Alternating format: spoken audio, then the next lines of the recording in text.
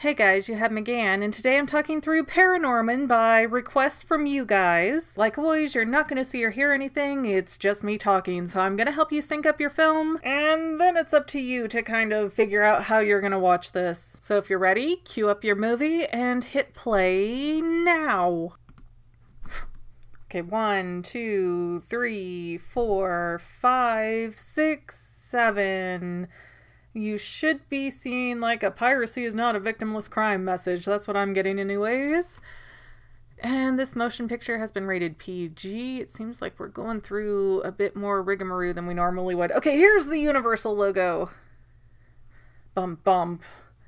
Dun dun dun dun. That's really off key. I'm not gonna keep trying to go with that. You may also hear me having a fight with a gnat here. Apparently every time I kill one, like 3 more spring up in their place. It's like Hydra. Jeez. Alright, I've got feature presentation coming up. I love that they did this, and it's like the old kind of, what do they call them? Grindhouse movies where they're cheesy and... Oh my gosh. Okay, are we going to start the feature presentation? Because this has been up for a while. Focus features. I thought that was part of the movie, honestly, for a minute. It never changed. All right, Laika.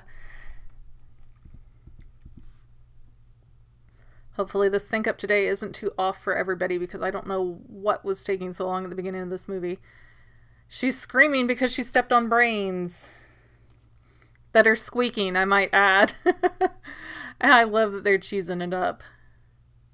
That was the best thing about this movie. Like, I love Coraline. Coraline is a fantastic film, but it's way too flippin' scary, and especially for the audience that it was really designed for. Oh, the butt shot. They put in the faked fan service butt shot that they always put in these horror movies.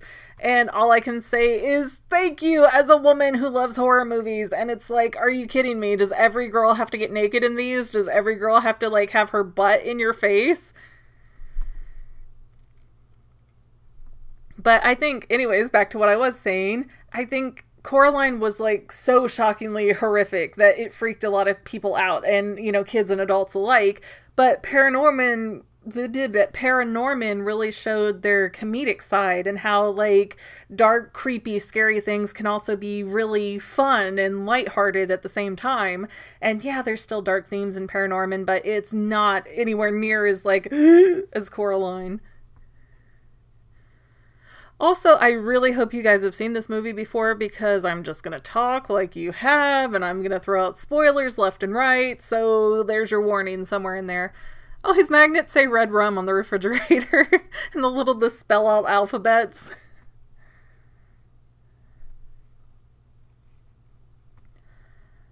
I think the casting of Murray Goldberg here, even though he wasn't Murray Goldberg yet, is just fantastic. Also want to take a minute to appreciate the build of his mother and sister. Like, his sister has some, how to put it, some thick thighs on her. And I like that she's not this skinny little beanpole. And you know, she's actually got a body shape because most women have curves. And to pretend like we don't, we're all size 0 supermodels is not realistic. So why does it take a cartoon to show us something more realistic about women than most movies?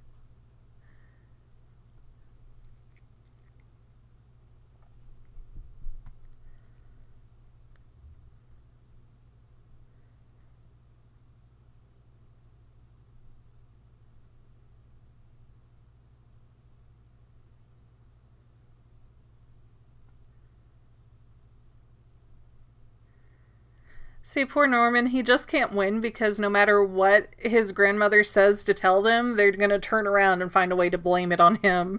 Like, oh, you've been snooping, obviously. I feel like Norman's ears are different sizes. Yeah, they're definitely different sizes and slightly different shapes. And his mama has like a poochie belly. It's not, you know, supermodel. And I love that because you see like 600-pound men on TV married to women who just walked off a runway, and it doesn't make any sense. We're like, oh, fat guys are funny, fat women are disgusting. Excuse me? Sorry? What? Okay, zombies everywhere. He's got the skull and crossbones on his wallpaper, and his parents are like, why is he like this, saying he's talking to my dead mother and blah, blah, blah. Like, look at the stuff you're buying him and letting him put up in his room. Like, you're encouraging this because he doesn't have money. He doesn't go out and work a job and earn his own money to buy all that for himself. So if you're that worried about it, stop buying the stuff, stop giving him money to buy the stuff, and cancel your cable if you have to.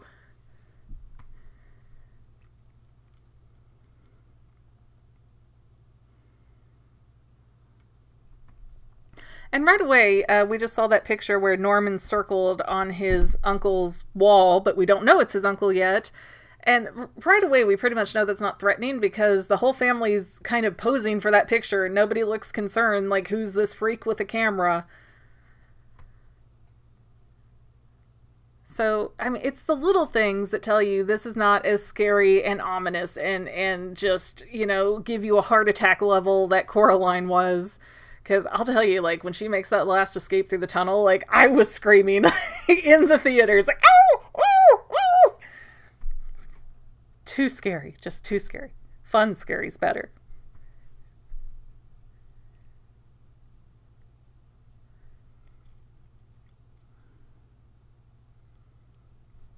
I like the touch that they had the little garbage bag stuck in the fence, sort of flapping in the wind.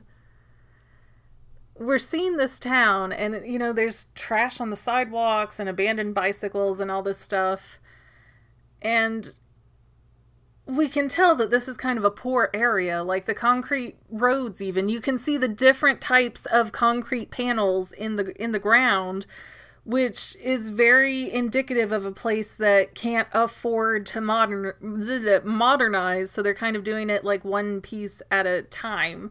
You know, like, oh, well, this piece of sidewalk is completely devastated, we have to put in a new piece. Cracked sidewalk back there again while I'm talking about it. Paint that's all scuffed up and chipped on the houses. All these are telling us that this town is broke. The people in it are broke. There's no jobs really available. And all that's keeping them afloat is sort of this Salem-like issue where people are flocking in to buy things because they like the spooky.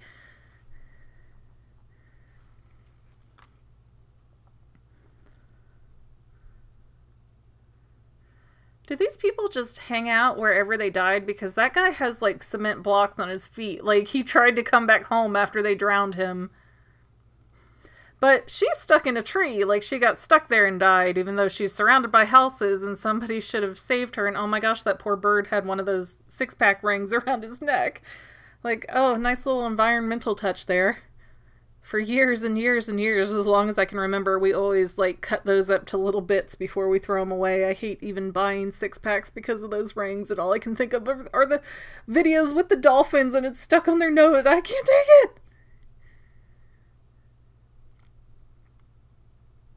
Blythe. Alright, I don't think I ever caught the name of this city before, but there it was, Bewitched and Blythe. Although that says Butte Hollow. So now I'm not sure what the city's called.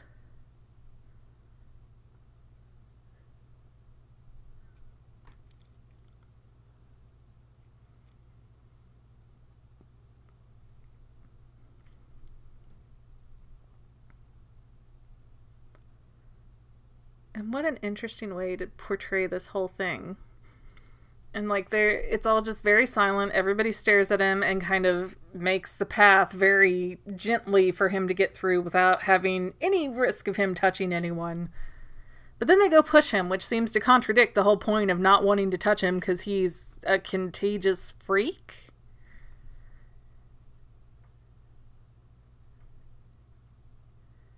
See, and the school says BMS, so I don't know if that's Blythe or Butte Hollow. I would think it would say BHMS, but I don't know. Who knows? And see, even these lockers are so dated. Like, you can see the wear around the locks and everything. It's incredible how much detail they put into making this town just look so, like, disheveled and run down.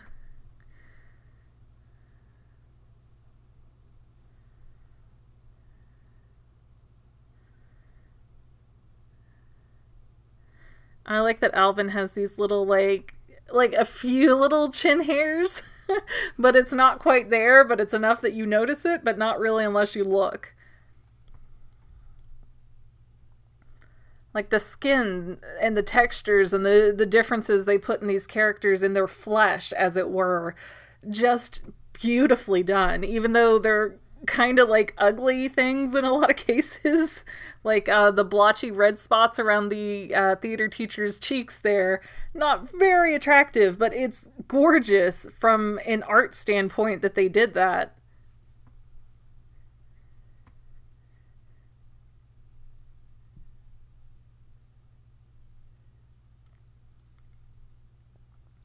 And with that girl defending the witch, shouldn't she have been part of the crew trying to help the witch, since she's being displayed in the movie as being empathetic towards her? Because if I remember correctly, they call her and ask her for some advice, but she never actually joins their adventuring party.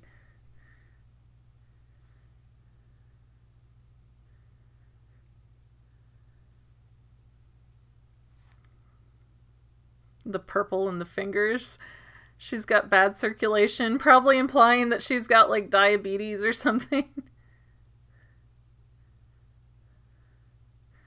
And the arm flap on her, I love it. Like the wave hello goodbye arms. It's like, you know, you wave hello or goodbye and your arm flap just keeps on going. I may or may not have some personal experience with that.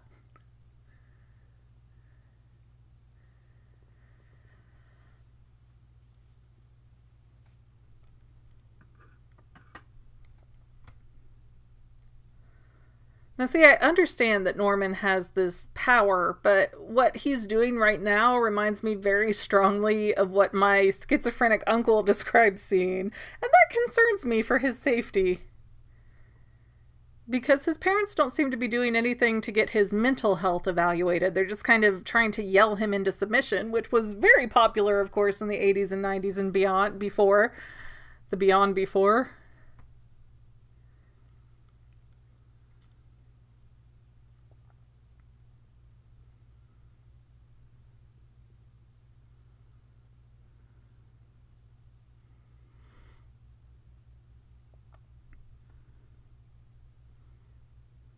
The lockers are even bent out of shape because they've warped over the years. I get so irritated and people are like, this is just a kid's movie. Nobody thought this hard about it. Excuse me, look at this movie. Somebody, actually many, many people are thinking this hard about it. I like he's got the little flower lunchbox. This poor kid never stood a chance. He doesn't even have a sister. Who bought him a flower lunchbox? It's not like a hand-me-down.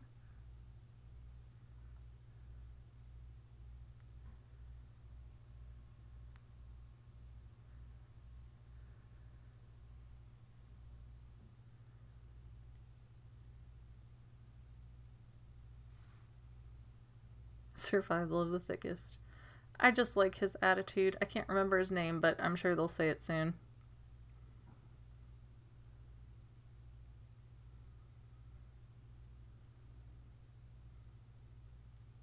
Oh, Blythe Hollow. Where'd I get Butte Hollow?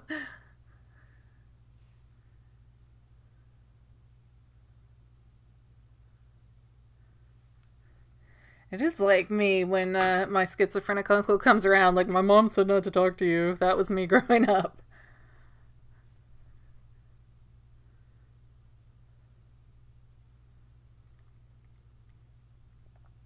But before people take to the comments, let me clarify, he was a violent level schizophrenic sometimes, so it wasn't just like, oh, let's be mean to him. It was like, you just really don't know what he's gonna do.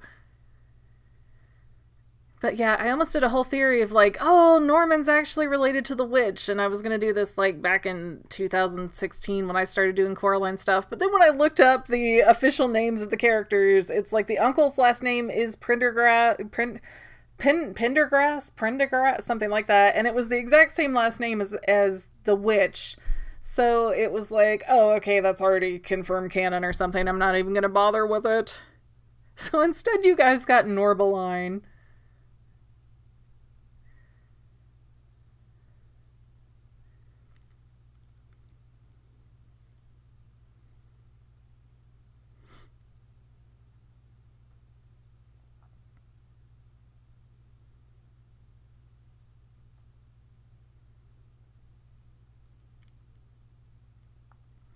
Like that kid is eating hummus. All right, first of all, hummus is not that good. So if you are really a like taste junkie, a food junkie, like most of us fat people are, you're not going to be like, ooh, hummus. That was a cruel punishment inflicted by his parents, if anything. I also dodge and run away when health food is thrown my way.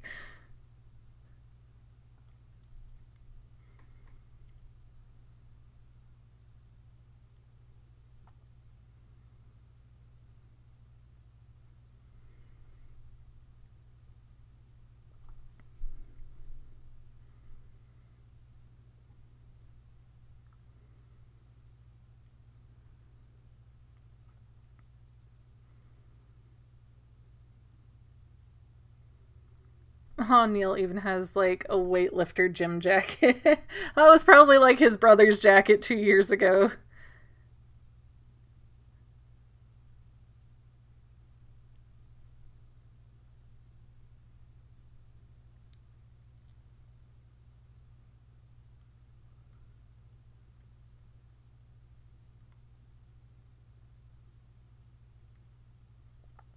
Don't blow this one for me, Mitch.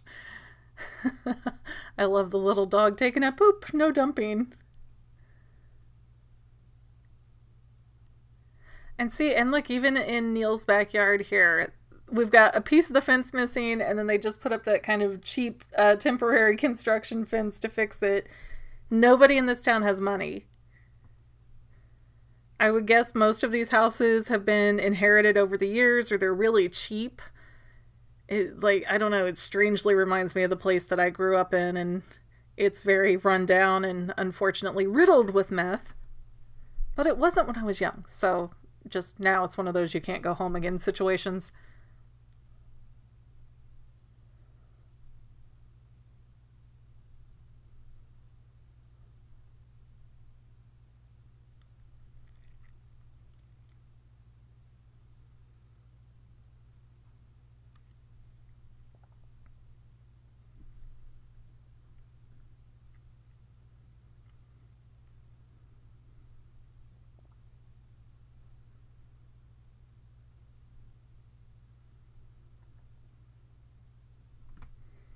This goes on a bit long. I mean, I get it. Neil's a sweet kid. He's got a good heart and open mind. He's not got friends, so he's open to everything. Okay, it was kind of worth it to see him get hit in the head with the stick, because that was kind of funny. And he got it in his mouth. Good for you, Neil. But, yeah, it just kind of like, they're spending a little too much time. We're like, what, a quarter of the way into this movie about? And yeah, it's like, come on, let's get with the story. We don't need all this with them back and forth. They're friends. We got it. You know, they're like, what, 10 or 11? They just said hello and made friends. Oh, this is one of my favorite scenes. So the uncle just died, point blank, with the book in his hands, and now his body, his spirit's floating up and falling back into his body. It's like, oh, no, we're not going yet. I still have stuff to do. But the heart attack didn't care.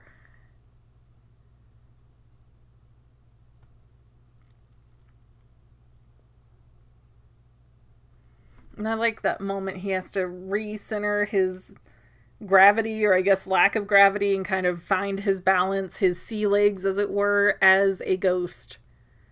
Blythe Middle School. All right.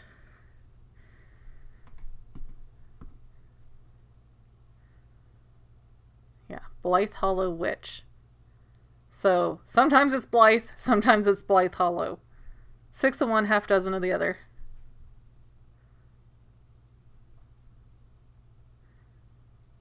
Oh, and it's the 300th anniversary of the witch's death. They're all so proud.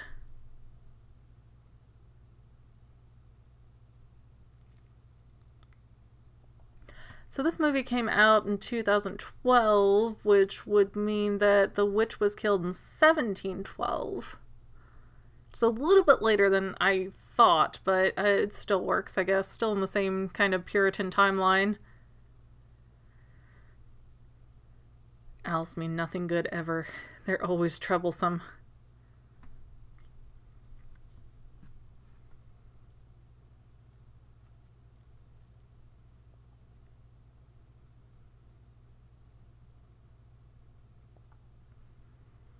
Like, nothing about Norman is really symmetrical. Like, his ears are off, his eyes seem a little bit off, his nostrils are definitely off. That's a very interesting choice to make your main character, which is the one you're presumably going to look at the most, be so, like, not perfect.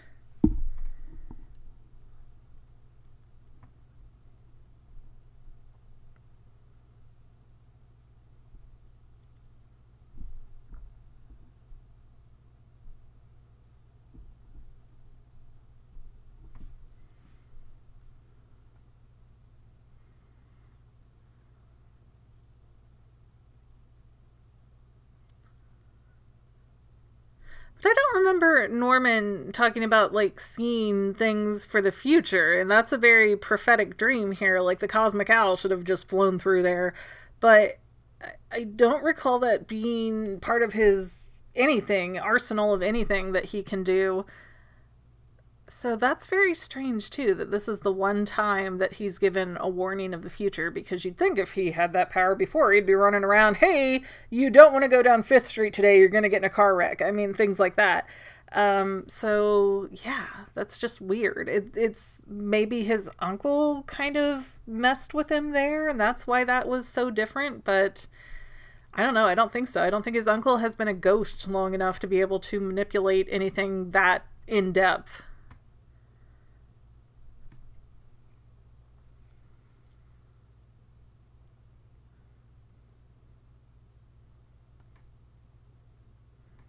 Man, that hurts. You see Norman's face get shocked, but oh, funny, we didn't ask for you to be born this way either. Like, ouch. You can't take things back, sir. Okay, and I don't like that the mom's kind of defending it. Like, I can appreciate the aspect where she's trying to make Norman feel better. You know, oh, well, people seem mean, but really they're just afraid. But he's going through this crap every day, and he needs this at home, too.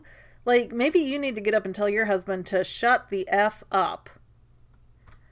And saying, oh, it seems mean, but really it's not because he has emotions. Well, okay, screw the adult's emotions. I'm sorry, there's a kid involved. Those emotions should take priority over a 40-something-year-old man who can't control his emotions. Oh, there's pencils in the top there, in the ceiling of the bathroom. I never noticed that. And again, we see the chip paint there on the bathroom stall, the go-between there, and the writing on the walls, and all that's to show us how run down this whole place is.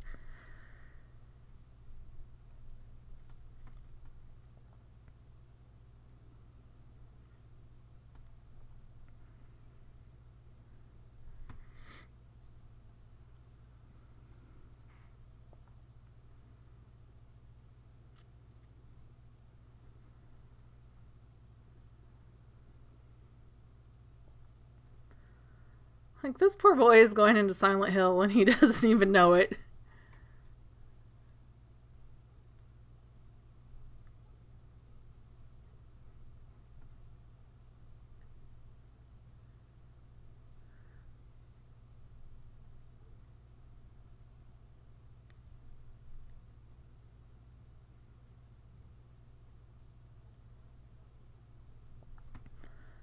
Out of all the things, I mean, is this just a comedic bit? Because I see no value for him coming out of the toilet otherwise. Like, oh, I went from the pipes to my house to here? Like, you're a ghost. You go through things. I'm pretty sure you do, at least.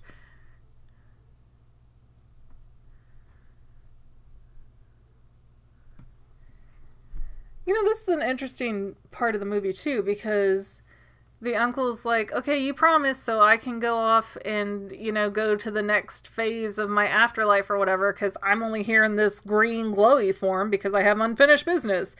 But then that means everybody else in the town that Norman sees has the same problem, and he makes no effort to help them move forward and get on with their life.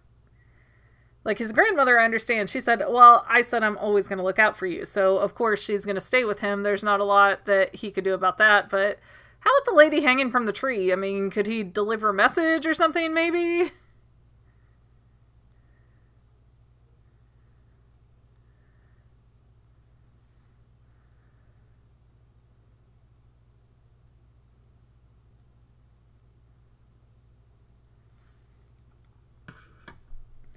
I'd also like to point out he's making a big deal about this book, which turns out to be just like a children's fairy tale book.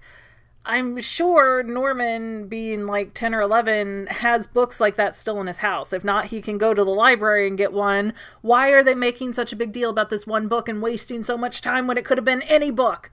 Like, the uncle is a true psychopath, I think. He's screwed up on so many levels.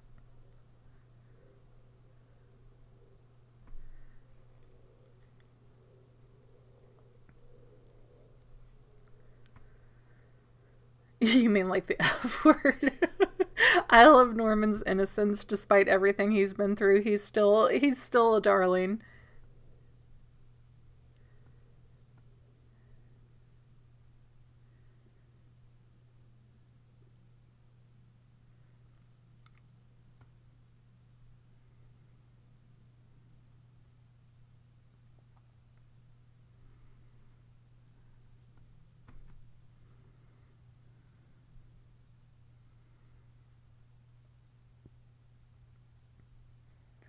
It took Alvin a really long time to get curious when Norman's been like scream cry talking at his ghost uncle for like 10 minutes.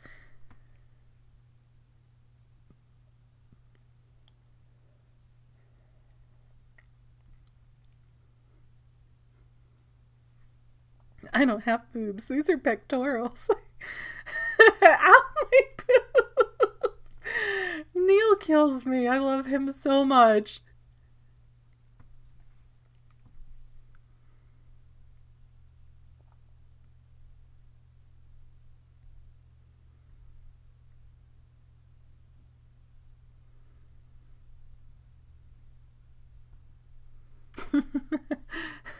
We have to go out because you promised me a meal that someone else microwaved. I mean, the comedy they put on this is really on point, and I think it makes that so much more the focus of the movie other than, like, the scary parts. And, everything kind of resolves at the end of ParaNorman, so even worst case scenario, it's resolved, so it's not still open-ended scary. Like, Coraline's still like, it's still out there, da da da. And I'm like, I'm afraid to walk through the house at night now. I will tell you, the other mother and the beast from over the garden wall, like, get under my skin in a very special way.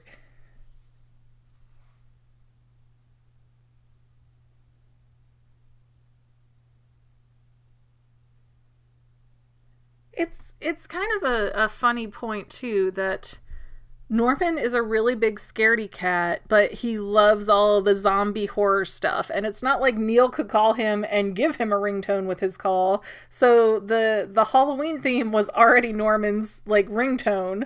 And then he's so easy to jump scare there.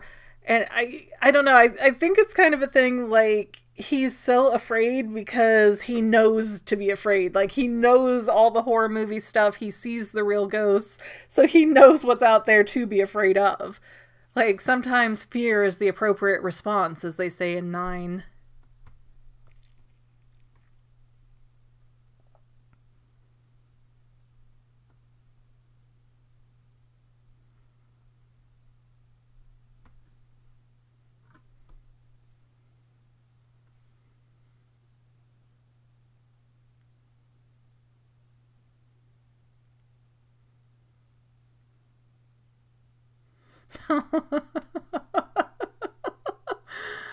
For those of you who are just listening to me and not watching the movie, Neil tried to climb the fence, fell over the other side, and the vibration opened up the gate that he apparently had no idea was there.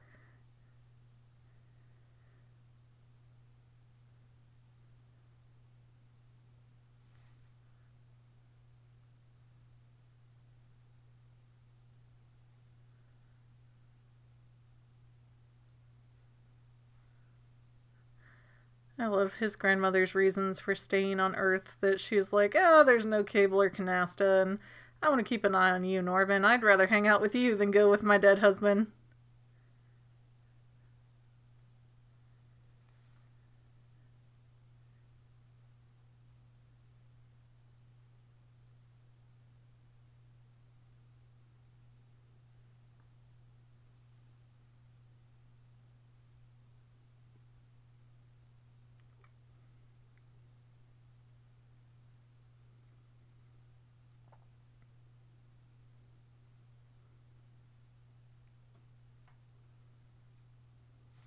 See, I get Norman. I totally get Norman because I was pretty much the same way at his age. Like, I loved all the horror movies, but I was absolutely terrified to be in the dark. So it's like I always had some kind of little light or lamp or something on. Like, never would be fully in the dark, not even while I was sleeping. So I totally get his I love horror movies, but I'm afraid of everything ordeal.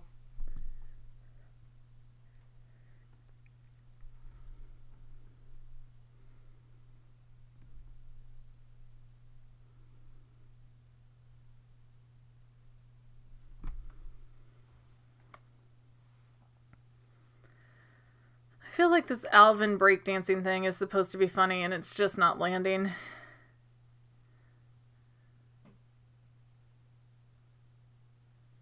Yeah, you could have literally just had 2 seconds of him dancing and Norman crashing into him and, you know, had the same effect for the plot. But yeah, I don't know. The montage of him dancing versus Norman writing, a little more build-up than we needed. And the art form, but yeah, I just think it's supposed to be a joke that doesn't really land. Oh, what is that, like a chicken skull? What is that on the side there? A weather vane? With a chicken skull in it? I don't know. I want that chicken skull to be there, though. And you know, I'm sure that this movie recycled some things that were used in Coraline, especially like the backdrop props, like probably things in here were in Bobinsky's attic. But you don't notice it. And as far as I can tell, I haven't caught anything that's like, oh yeah, like I remember that. I've seen Coraline 300 times. That's in the movie Coraline at minute, you know, such and such mark 8, whatever. But I don't know, just the length that Laika goes to make these movies and make them so detailed and interesting. And they did this all like handcrafted. This is such an incredible art form that just nobody else does this. Nobody else comes close to doing this.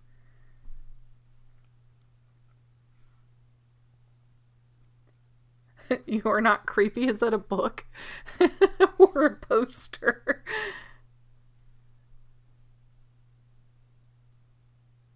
Ew, and you see the bug like crawling around the water. Ugh, ugh. Excuse me while I throw up in my mouth a little bit.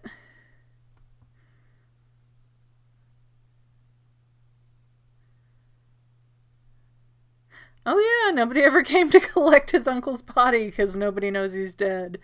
And I bet you Norman's not going to tell anybody this entire movie either. Like, oh my gosh, by the time they find him, it's going to be so bad. Well, wait. It looks like there's a door, like, up there. So the uncle's probably got the other part, like, kind of boarded off, never goes back there, and that's why it's so gross. No, it's pretty gross in here, too.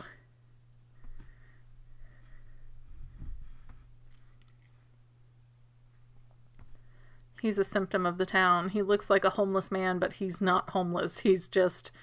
Ah! Okay, this beating up of a corpse is getting on Heartbreakers level here. It's like, I don't know how to feel about this because this feels so wrong, but it's kind of funny. And he looks so happy with it. Like, please beat my head against the end table a few more times.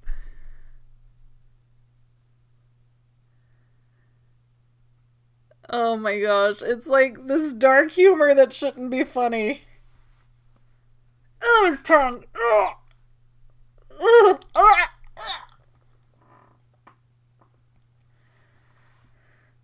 Ugh. I'd advise him to take a shower there, but I'm sure his water's probably brown and gross. Beautiful sunset job they did there. I love the colors. And it's got that kind of smoky texture to it. I'm pretty sure they put in that kind of thing in post-production because I've seen a little bit of how they film. And usually a lot of the background is open and blank so that they can get in there and move things around. Well, if I could quit hitting my desk. If you're hearing me over, I'm just like running my hand apparently right through my desk. Why does this remind me so much of the path that Jack takes to find the door to Halloween Town?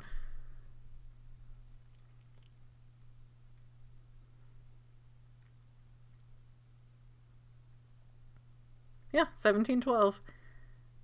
My math was good.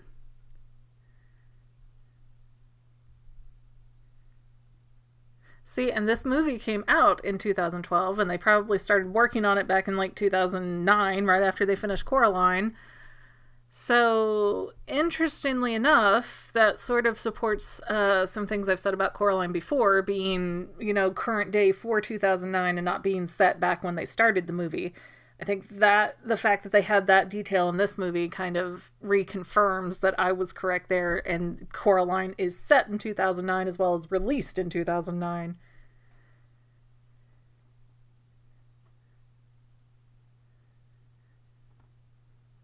And look, you even get like the orange glow through Norman's ears. Like, I've seen that happen on people when we're outside talking. Like, I love the detail levels of this.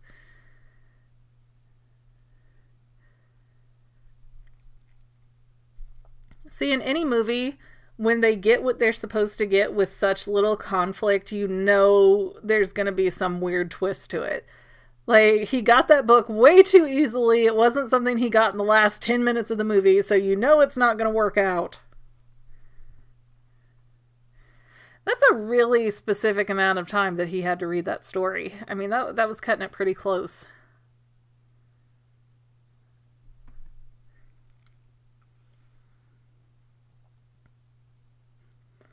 If they think I'm a monster, then that's what I'll be.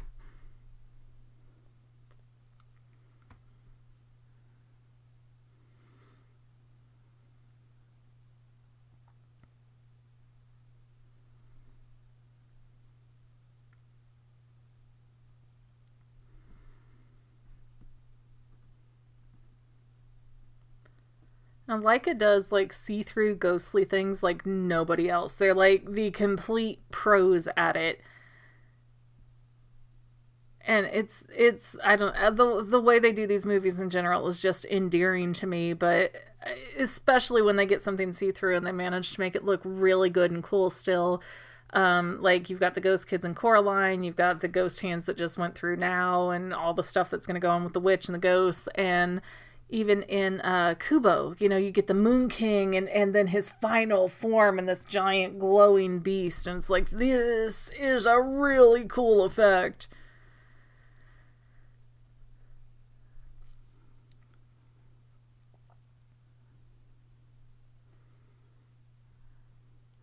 Since a judge is supposed to be like an elected title, I'm really not sure if you would mark somebody's tombstone as the honorable judge whatever.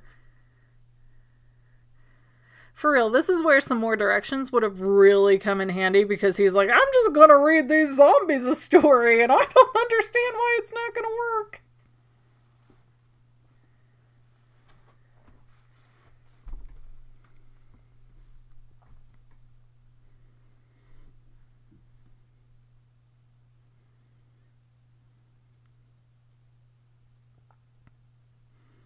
Ugh, that one with the chin coming off the jaw. Ugh.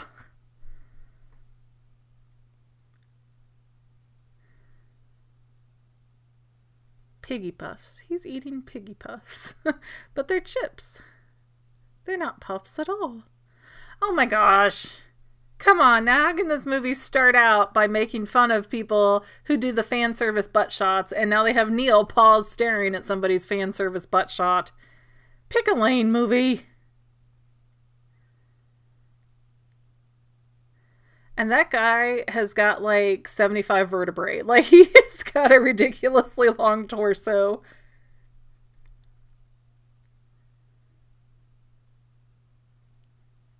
A little too much detail on the nipples, though. For somebody who's supposed to be like a minor, it's starting to make me uncomfortable.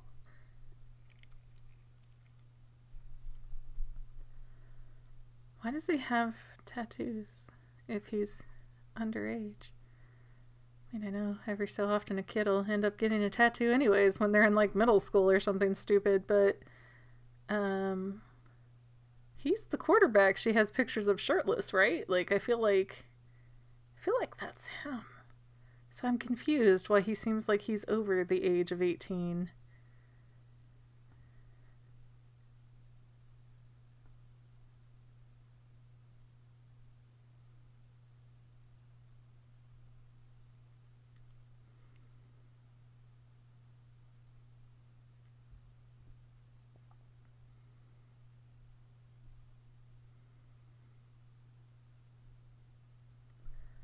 And who are these people? I mean, I guess maybe it's just a big change in the community dynamics around America, but has anyone listening to this ever answered the door in a towel? I mean, I don't care who's knocking on the door. I don't care what they want. I don't care, like, if they're not, like, UPS wanting a signature, I'm not gonna answer the door. Because don't know you, didn't invite you, don't need whatever drama you're bringing or any kind of gun or whatever you're gonna pull on my face. Crazy people are outside. We stay inside. Like, I need one of those signs. No soliciting. Don't care about your political agenda. I'm good with my religion. I have a Girl Scout. Don't need cookies. So thanks, but turn around and leave.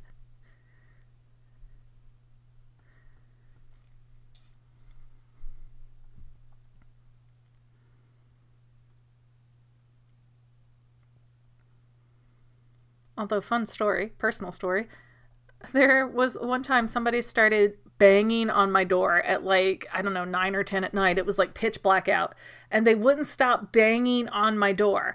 And after a couple minutes when I didn't answer, because I'm like, I don't know who the heck would be at my door this late. And I'm by myself with 2 little kids in the house at the time. And they're like, hey, I got your dog. I got your dog here. And I opened the garage door. I'm like, okay, my 2 dogs are right here in the garage where I put them. They are definitely not out and loose.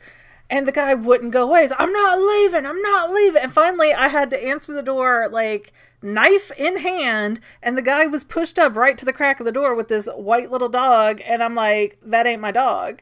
And he's like, yeah, it is. Lady down the street told me it was. Like, I don't know any lady down the street. You need to get, like, out of my face and out of my house. And he's just like, this isn't my dog. And when he finally left, I noticed that he took off and left the dog on my porch, and the dog had an address on its tag that was not my address, not even the same street. So, yeah, I don't know, but, you know, the whole thing of what was it, Mike, something, answering the door in a towel and his shower cap on, like, there is no scenario where you're going to get me to answer my door. If I don't see a mail delivery truck, I ain't answering.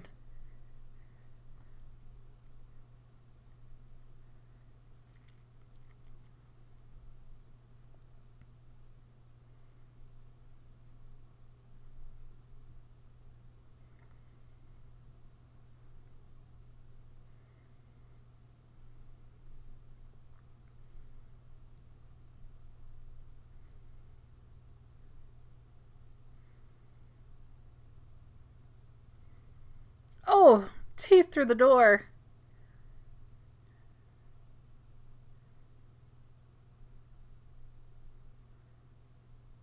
The poor thing's just still on the door. I I love, it's like the way she's flirting is so over the top, but she feels like she's being so nuanced about it. Like, oh, I want to help people less fortunate than myself. Thank you very much. Like, I've seen people have these kinds of conversations, and I love that bit of realism that they have in the back and forth dialogue.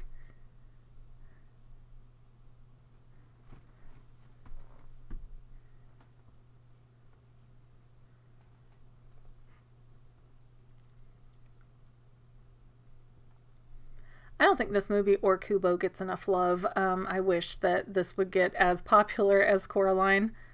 They need to be playing this every Halloween on like every channel.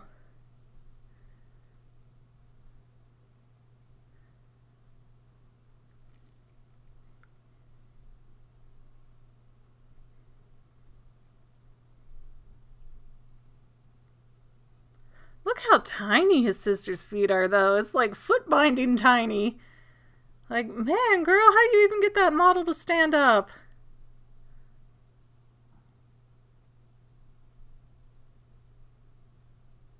Is he dead or what? Like, so much I don't care in that voice. Oh, his head. It's just the noise that went with it. It bothered me.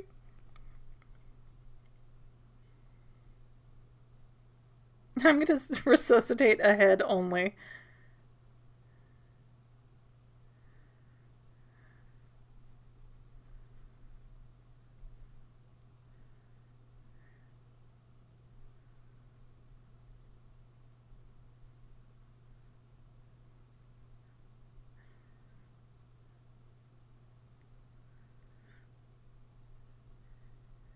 I love that McLovin has like gone on to work more and be more popular than like the main characters of Superbad. So it's like Michael Cera and I think Jonah Hill, was it? Like you don't see them as much as you'll hear the guy that did McLovin. I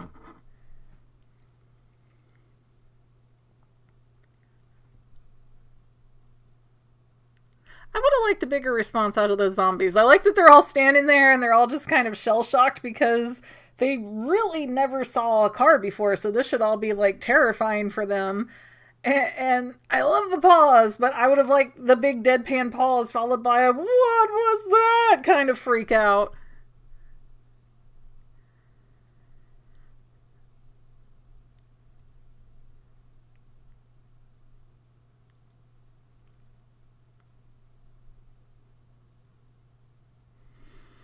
Oh yeah, back in 2012, smartphones still weren't entirely accepted among the world. So you did still have people like, oh, them kids and their cell phones burning up the ozone layer.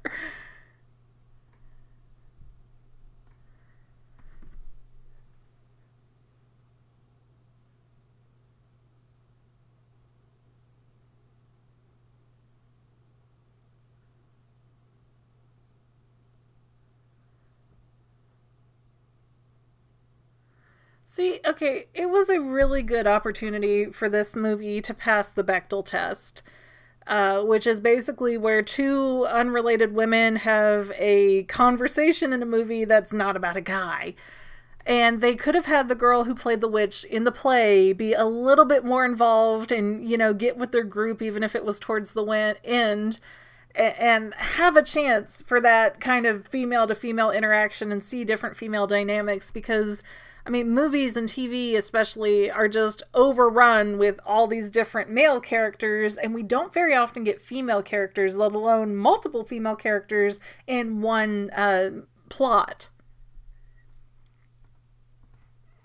Or I should say not multiple main female characters that are really involved in the story. She's just kind of a side piece there.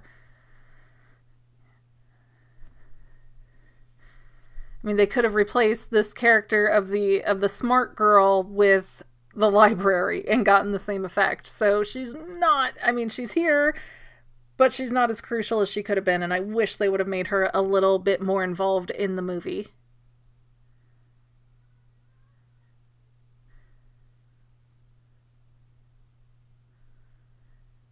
And look, even when it went to the zombie, you could see the reflection of the teenagers sitting in the seats of the car. It's an amazingly awesome detail. And the smart girl with her glasses, you can see her computer screen reflecting in her glasses, even though we haven't seen her computer screen. So that's a lot of trouble to go through just to make a shot look as good as it can.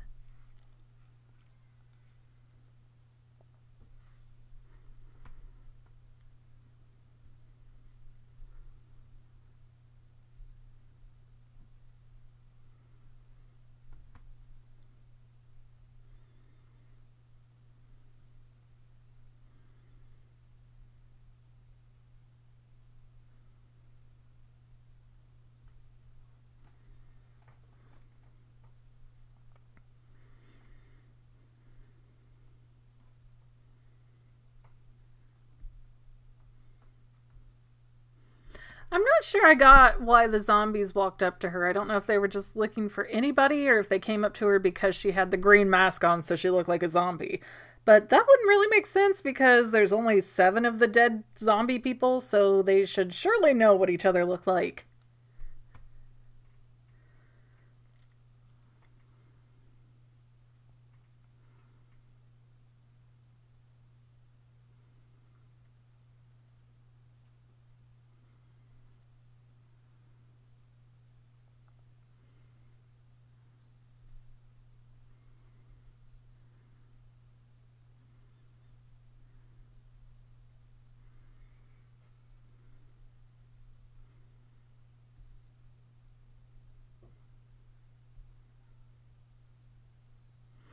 And that's an interesting way to handle that flip to make it not feel so serious to the audience.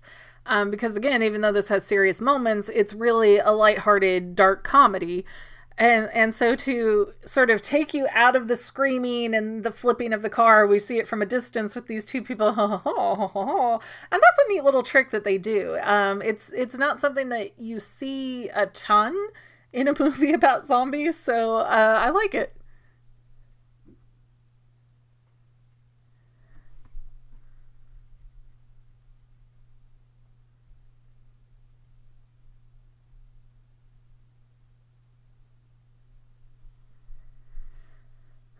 Oh, we're in trouble. Wow, just totally flashback to the 96, 95 Power Rangers movie.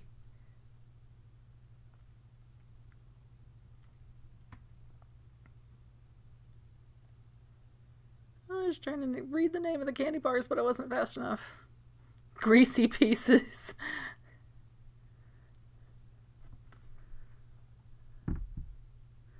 See, and there's all these little like candy bar like jokes and stuff in here, and it's not something that we're really focused on seeing a bunch of them, but somebody took the time to design them and make the names for them and put them all cheapos at the bottom. Like you could barely even see that. But yeah, and it's again, it just infuriates me to no end when people are like, it's a kids movie, nobody thought that much about it. Like, look at how much work they put into this. And Disney movies and DreamWorks movies and all these, any movie that they do, there are so many people looking at every detail that they can. It doesn't always mean they're going to make something perfect, but I mean, when you're looking at something like this and you're like, they didn't think that hard about the story. You think they thought this hard about the background but not the story?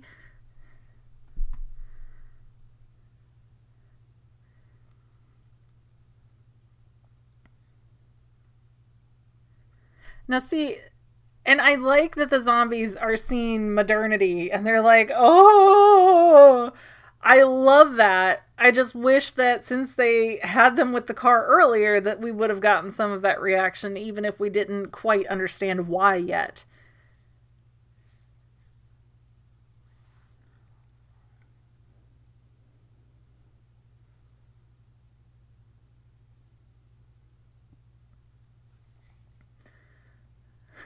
I forgot about the lady with the gun, but I was thinking, like, there's not one person in this town seeing this that's packing heat.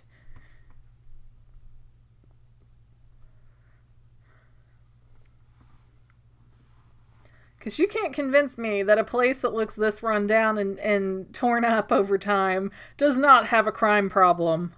So people are going to have more guns in that area, not less. Did that say biggest collection of pointy hats on the window? I kind of caught that in the aftermath, but it's like The Simpsons, kind of. You know, you go and you watch older episodes of The Simpsons especially, and the stuff that they'll put on the school sign or that they'll put over in the corner that you're not really paying attention to, it's like hilarious if you stop and think about it.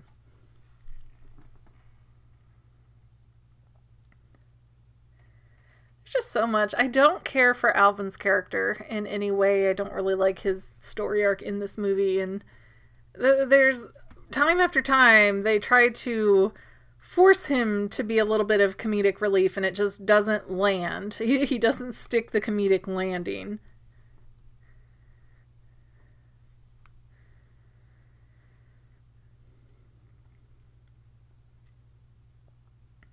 Yeah, I'm sure that shelf with like 4 books is going to keep the zombies out. Oh, gotta readjust in this chair.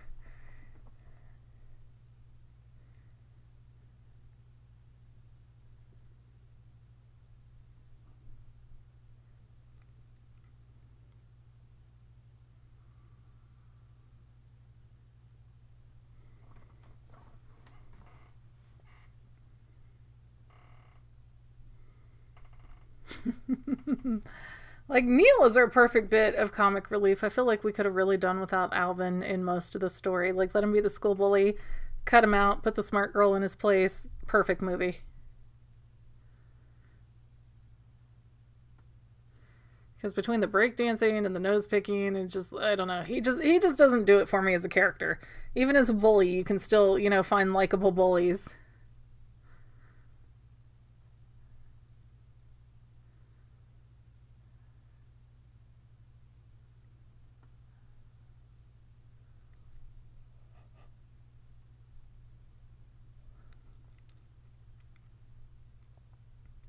You know, in this crowd, you would think that you would also see some overlap of, like, the townspeople from Coraline, but I don't catch any if they're in there.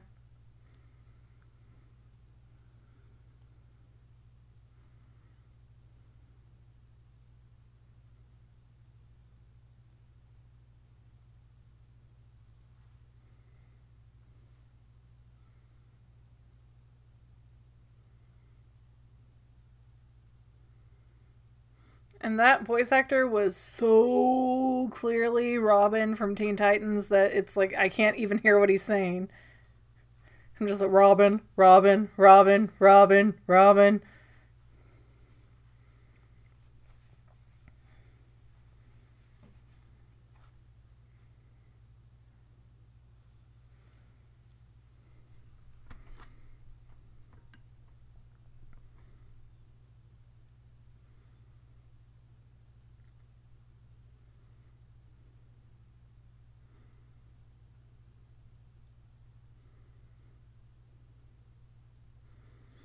Where's the theater teacher, like, getting her wind here to be all courageous when she was horrified of them for the last 15 minutes?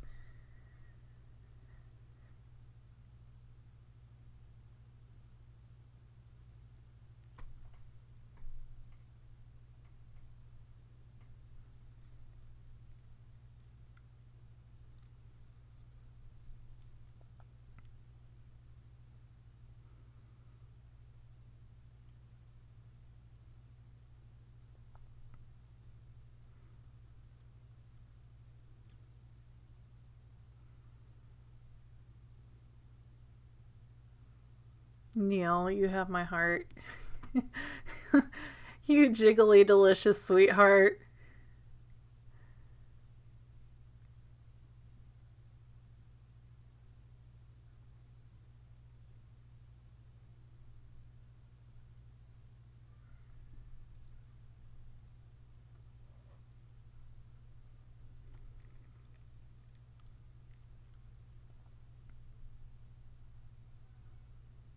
That's not awesome things.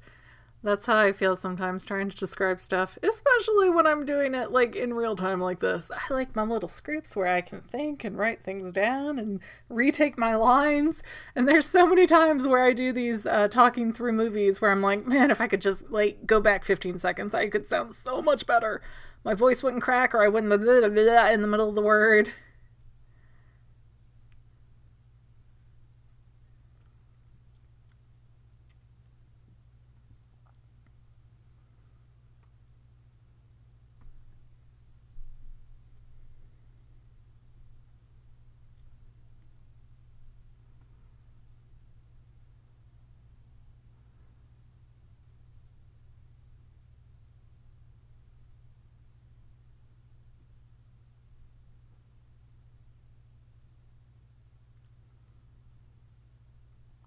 No, everybody's like mad at Norman and just, I don't know, it doesn't make sense for me.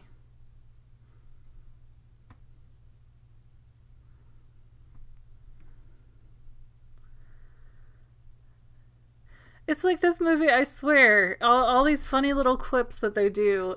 Oh gosh, that floor is so gorgeous. It distracted me. The floor was so beautifully done. But it's like Coraline was too serious and scary. So then they really lightened it up with ParaNorman, but it didn't do as well as Coraline. So then they tried something else with box trolls. Like, let's go a whole different kind of direction. And that movie just really doesn't work for me. I don't care for it much at all. It's hard for me to even get through it to watch it because it's just so like silly. I don't know, the whole trolls, they don't work for me personally. But then they had Kubo, and Kubo was just like as close to a perfect film that they have made so far. Although, I mean, I guess it could have used a little bit more humor, but it was dark, it was gritty, it was scary, but not freaky scary, not too much. It still had the kind of happy ending while still being a dark ending. And I hate that Kubo has performed like the least of all the movies they've done. It's like performed the worst out of all the movies they've done. It's made the least amount of money. It's like, Kubo is a wonderful movie. Please support that in ParaNorman more because they deserve it. Like this, you see the hard work on the screen. It's here. And we should reward effort. This should be a meritocracy movie system.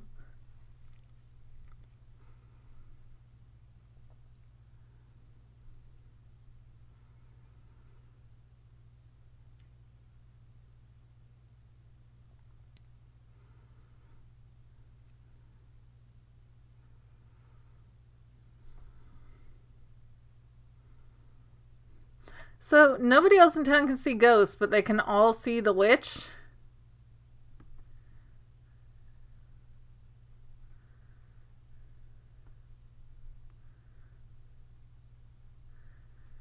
Oh my gosh, I remember this part when we saw it in the movie. And was it here?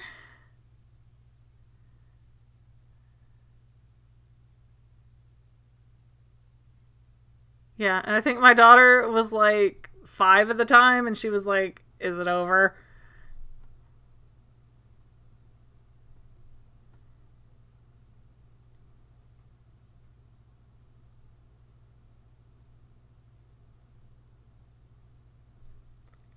Prendergast. I'm never going to say that.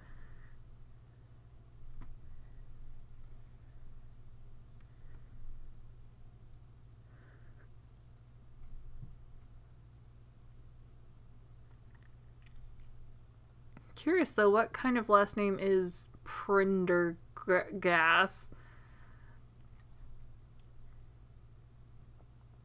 Because even her name sounds haunted.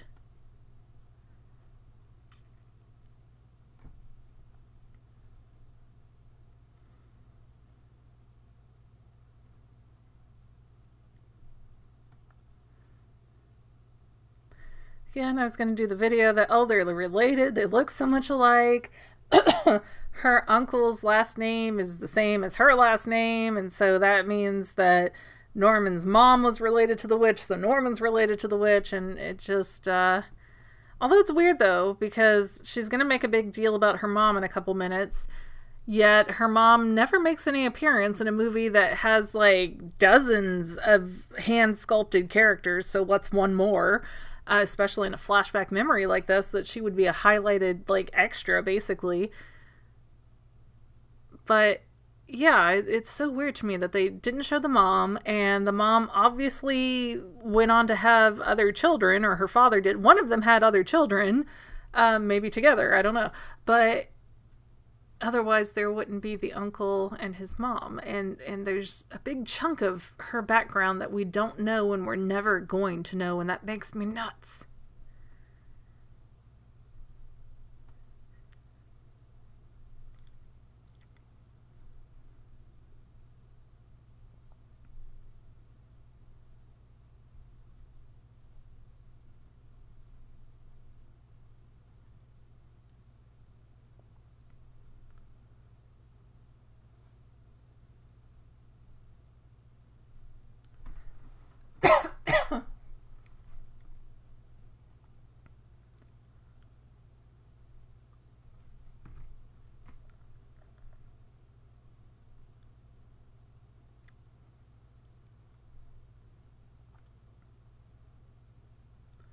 They're very self-aware that they're dead, and before it wasn't very clear, but now they're trying to act like they were self-aware the whole time and just trying to have a conversation with Norman, but it turned into zombies really quickly.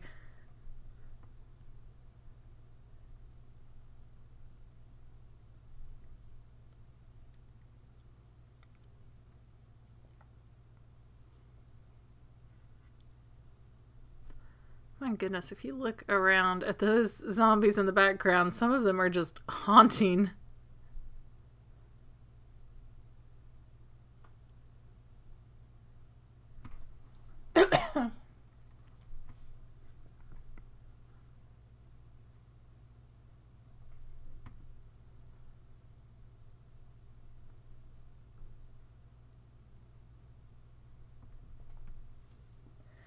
He looks so ashamed of himself, this zombie judge here, but what point did he realize he was wrong? Was this something he came to in his afterlife?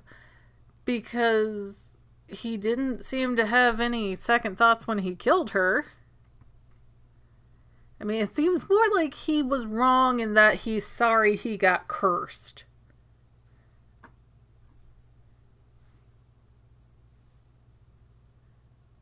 And actually, if he was one of the victims of the witch's curse... Oh, okay, wait. Okay, I think I just put that together. I don't think I had that timeline fully together before. So, they sentenced her to die. She lashed out and basically did the curse thing that killed the 7 people that were her jurors. And then the other townspeople carried out Abigail's execution. Her name's Abigail, right? I feel like I kind of zoned out and didn't pay very close attention there, but okay, so yeah, so they gave the order, they died and became the victims, quote unquote, of the witch's curse, and that's why they're buried in the separate special place. And then the townsfolk carried on the hanging or the drowning or whatever they did to kill this poor little girl they didn't understand.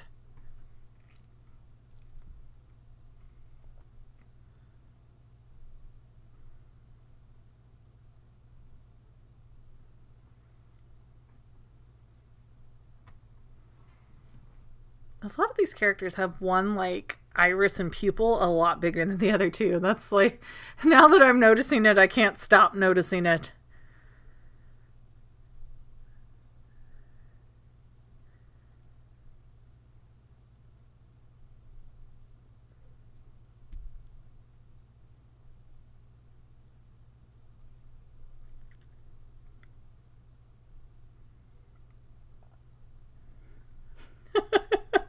That dad is so, like, quick with his negativity there.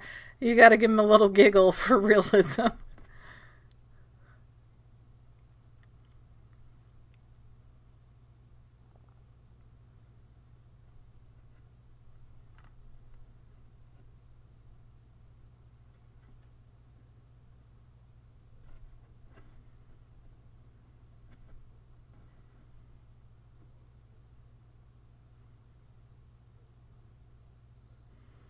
So what, the pretty popular girl steps out in front and suddenly they're like, okay, we're not gonna burn him or kill him anymore.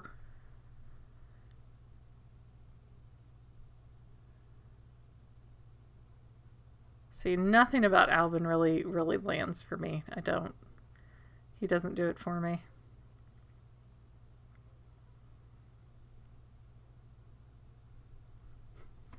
You're adults, stop it. Like, that's her argument.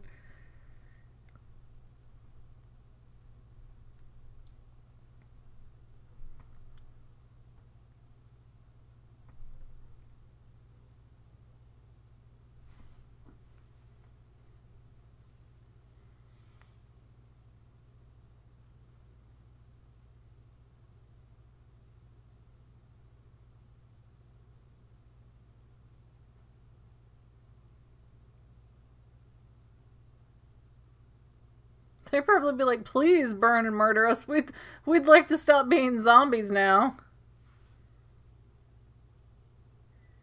But still, okay though, but they sentenced Abigail. Abigail killed them, and then she died. So where did they still have that time to have the revelation that they were wrong? It's not like they sat with it way after their death, or way after her death, and was like, oh man, we killed that little girl when we were younger and that was awful. Because they were dead. They had to have died before Abigail, or they couldn't have been the victims of the witch's curse. So there's no way that they survived that electric-y thing that she did. So I don't know. I'm glad that they came to that conclusion. I'd just like to know when they came to that conclusion and how from their afterlife, where they supposedly weren't spirits haunting the town because Norman didn't know them. So they weren't like little green globs of spirits going, hey, how's it going today, Norman? No, not happening. That's why they're also so surprised to see the real world today.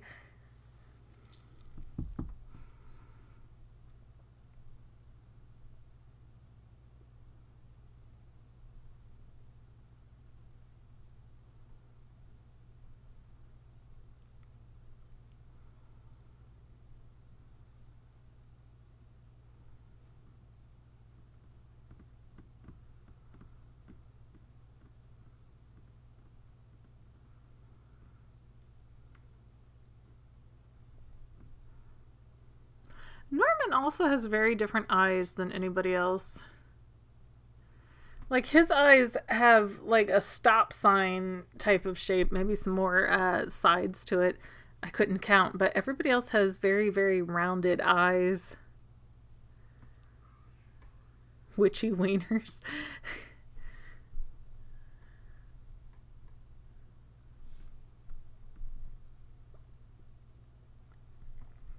Decagon or octagon?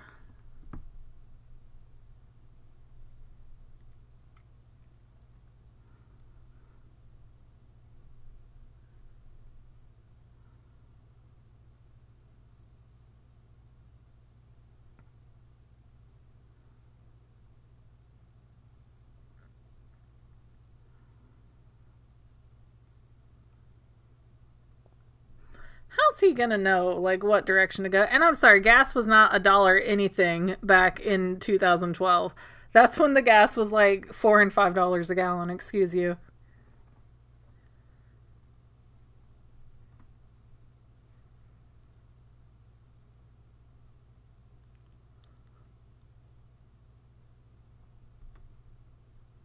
But how does he know the city layout now?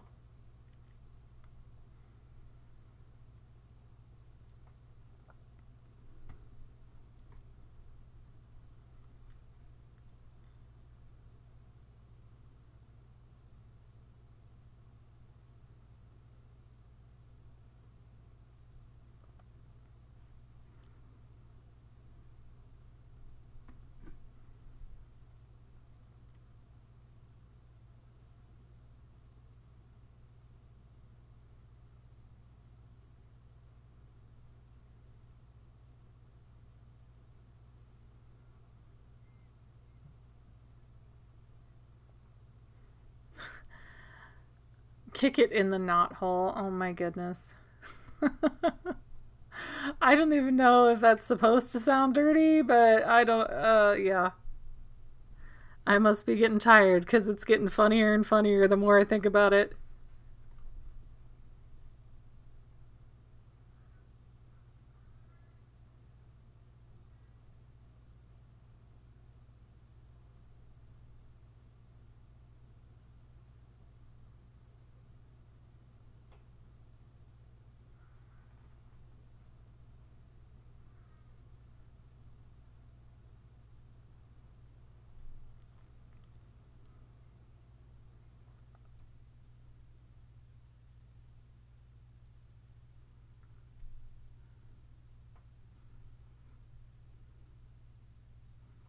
The tree that she loves so much is all dead and jagged, just like her life.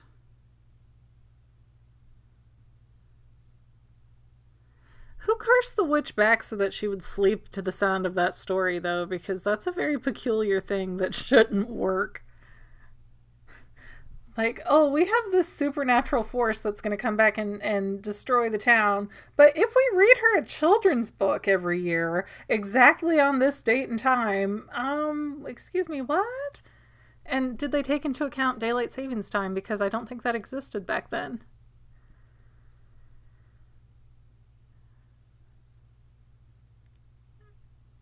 Agatha. I was saying Abigail, I'm pretty sure. Okay, so I was totally wrong before.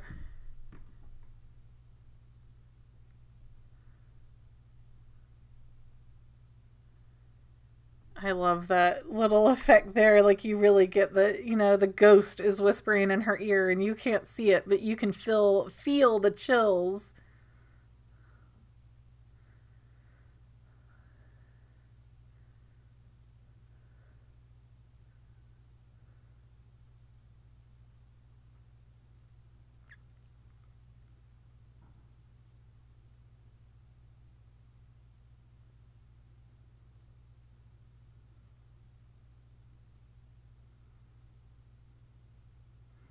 See, look at how cool she is.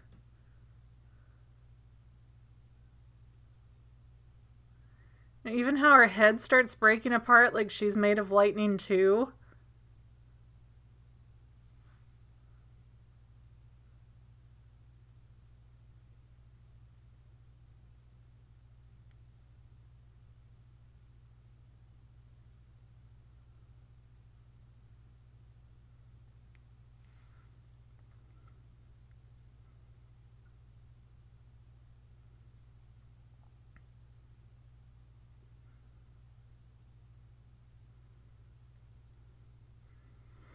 And I think this is a really good way to represent her like level of crazy that she came to in a very earnest way, because she was a normal girl with a supernatural ability, and the way other people handled her made her go nuts. So now she's of 2 to 4 minds about things because she's always at war with how she has to be and how they perceive her versus who she really is.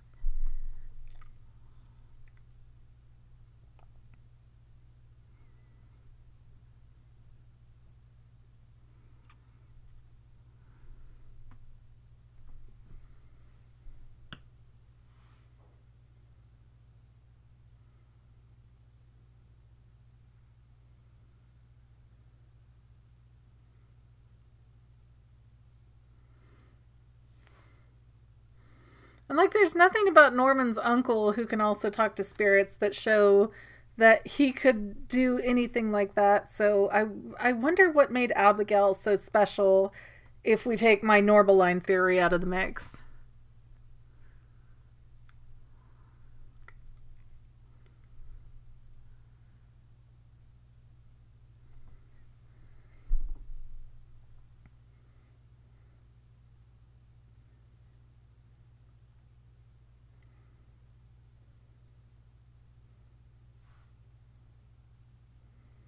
I'd like to point out too that the music, which I haven't really talked about in these Laika movies, the music right now plays really well with this scene, and the little bit of violin we had a minute ago was really well done.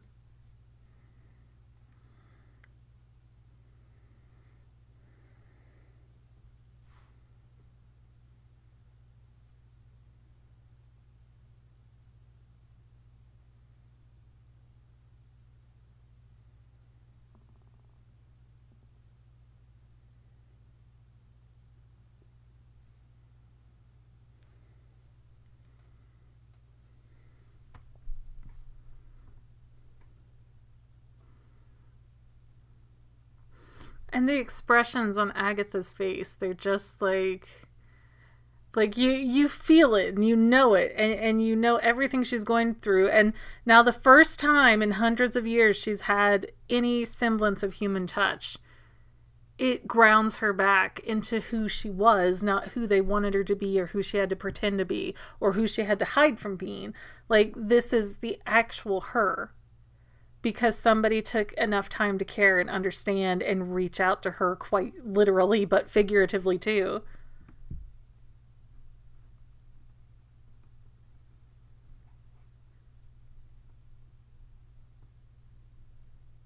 And if you notice, like, she's got one ear a little bit bigger than the other, And I think her eyes are also like the octagonal type shape, which are even stronger bits other than the eyebrows and hair color, that she is definitely Norman's ancestor. And that touch where she flares up and you see the electric sparks through her eyes. I'm like, oh, I love that so much. But yeah, for her mom to be such a big deal, to not get to be part of this whole memory type of place that she's in right now, it's odd. It's odd. And where was the mom at the trial, or her dad at the trial? I mean, who was trying to even defend this girl? Or did, they arrest her and mom basically fled town because she knew what was going to happen? I mean, it's so bizarre.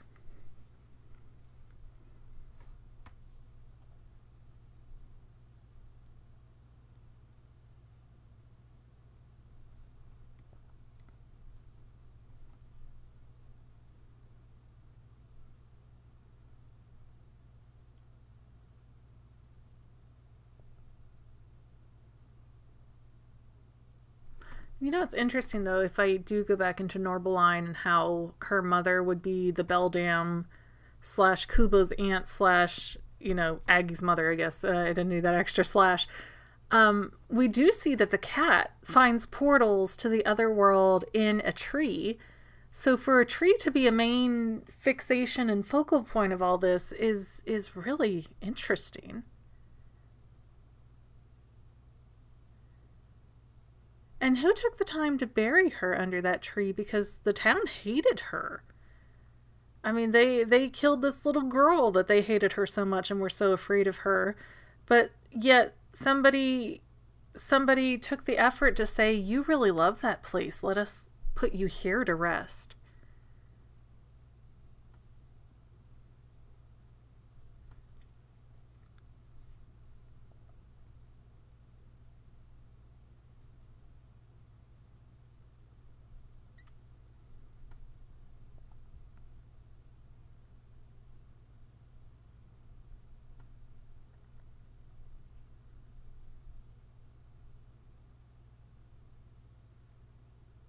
She let go of it really quickly, though. I mean, all things considered, you'd think it would take her more than like a 2 or 3 minute scene for her to go like, yeah, I think I can move on now. She was just like, no, okay, I'm gonna make peace with it. Like, what if halfway through that she decided, no, I'm still angry?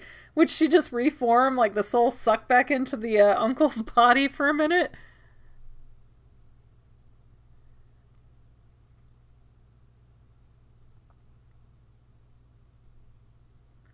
Yeah, see, they took the time not only to make their human forms, but their zombie forms, but nobody could put a couple minutes or, a 30 seconds on screen with the mother and the mother's, form, so we could have an answer and a clue here. Because I can't imagine, like, oh, I love my child so much, but I'm just going to sit back here during the witch trial and let them kill her and curse her and watch her curse the town and not intervene in the slightest bit.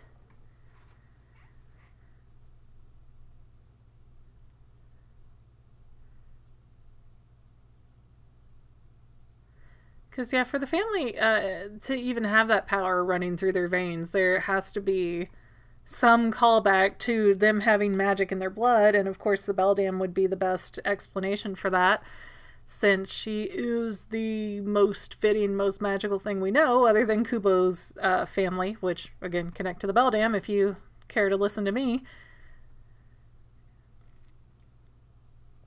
See, now it says Blythe Hollow. I swear in the beginning of the movie it said Butte Hollow Post Office.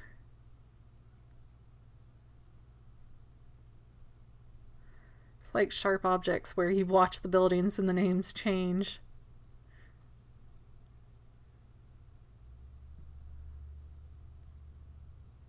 You have a blog, really? Y'all just became friends in this very night and you're not even really friends.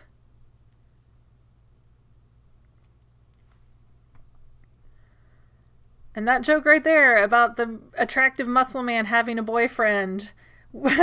I kid you not, we left the theater in Georgia And there was a big line of people at the manager's door demanding refunds because they were so offended that this children's movie had one disguised gay joke in it.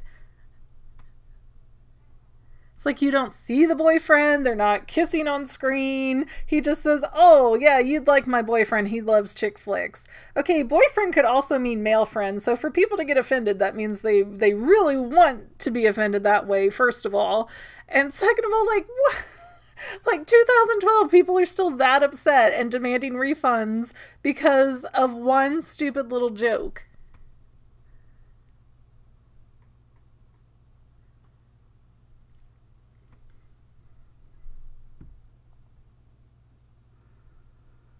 If I were that grandma, I'd be having Norman say all kinds of, like, things that he shouldn't repeat. Like, tell my son he's a bleep, bleep, bleep, bleep, bleep, bleep, bleep. And then watches poor Norman has to figure out how to translate that.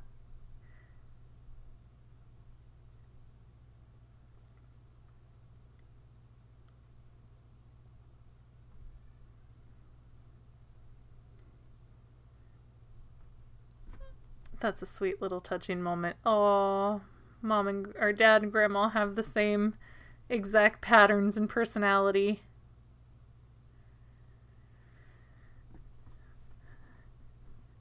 Interesting song choice they pick for the end of this too, and that little ghost, little ghost.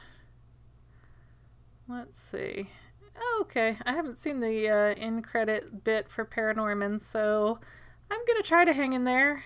That was Anna Kendrick that did the sister? I didn't even realize that. And Casey Affleck. Okay. Well, I should pay more attention to things. Christopher Mintz-Plasse?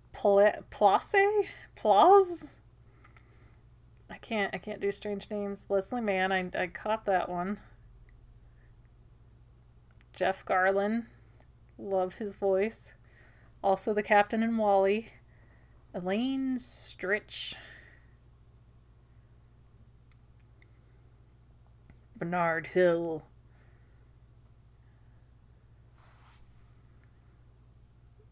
Jodelle Furland?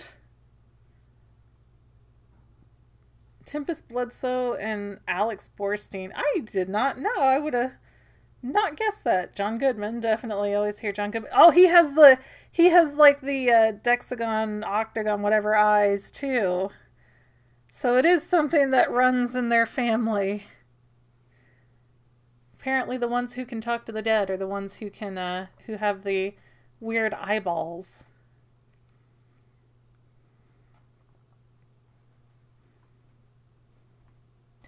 I wonder, you know, now that's got me thinking back to the Beldam, and I'm like, oh, I wonder if that would be a giveaway if we saw the Beldam's eyes or Kubo's aunt's eyes.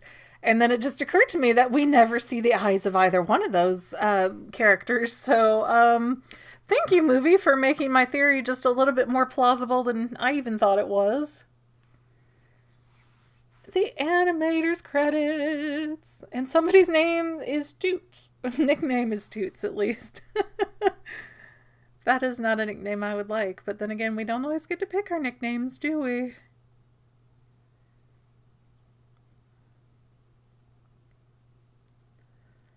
And I just appreciate so much. I mean, like, Disney really kind of gets the market of saying, like, we're the artistry of animation, and here we're going to publish all these works and show you all these behind-the-scenes specials and bonus features and stuff in our movies. But, I mean, I think that if Laika started doing that, they would so dethrone Disney on the art aspect of the movies that they work on. It's just, like, they have such an incredible eye for detail, and they really go every extra mile that I can think of to make their films visually be the best that they could ever possibly be. And I would love to hold in my hands like an Art of Coraline book, but I've never seen one, you know? You don't see specials that come on TV of like, oh, here's behind the scenes with ParaNorman or whatever movie they're doing next. And that's a shame. And because Disney started there, and he was very smart when he started there in the business aspect of it, is because, you know, he had done other companies that had failed. He had worked with other animation studios and that didn't work out great. Excuse me.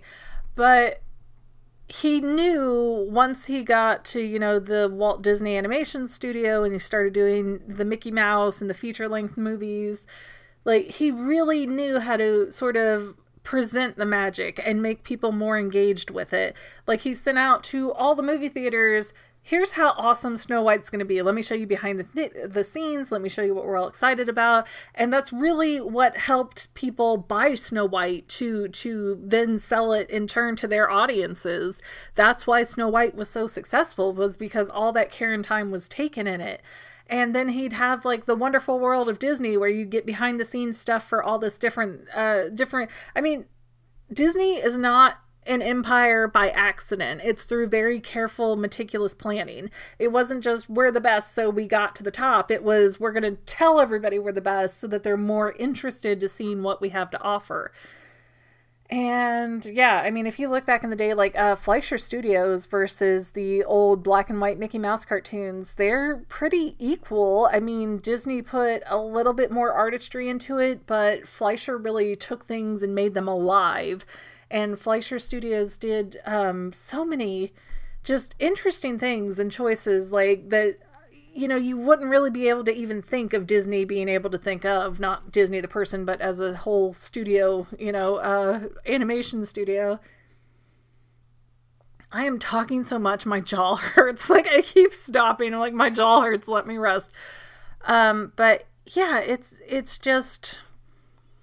I mean, Fleischer Studios did Superman, and the way that they did it was really detailed and incredible. So it's not just like it was Disney and only Disney from the beginning, and they were the only artists of the industry. Like, that's not true. It's just that Disney was better at positioning himself and making other people believe that they were the best. And I feel like Laika, I feel like, oh my gosh, I feel like Laika could be there too if they had more presence in saying, hey, look at us. And I don't feel like we get enough hey, look at us from Laika. Like, you don't really find toys. It's I mean, Box Trolls I think had pops, and now we're just starting to get Coraline and Kubo pops. So that was kind of a ball drop there. There's no toys, no action figures. The Happy Meal deals they get were not like top shelf food places. Like, I think something like Hardee's or something had Coraline, which a lot of places don't even have a Hardee's. So, Laika, you're wonderful. Please, like, work harder on the business end and get your name out there. I want to see you when my grandkids are around making movies. Oh, they're building a whole, like, model. Oh, how neat.